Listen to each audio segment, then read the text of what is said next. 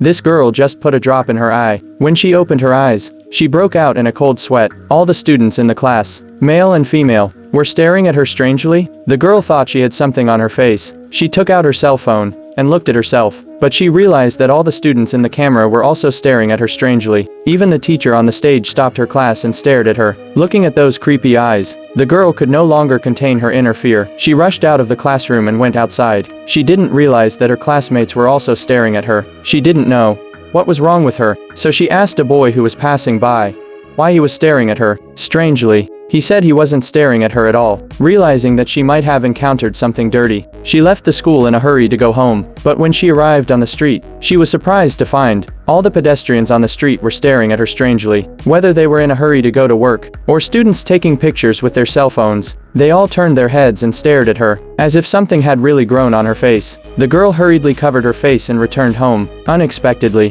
when she turned on the TV, the couple in the TV also turned their heads to stare at her. She was so scared that she turned off the TV. Until then, she thought she was hallucinating. She would be fine after a night's rest. But when she walked into school the next day, her classmates were still staring at her. She covered her face and tried not to look at them. But the next moment, a boy bumped into her. The eye drops fell out of her backpack. The boy picked it up and gave it back to her. But because of this small action, made the girl realize something was wrong. She realized that the boy didn't seem to be looking at her. She grabbed him, asked how he could look away from her, but she didn't expect the boy to take out a bottle of the same potion, and told her a shocking truth.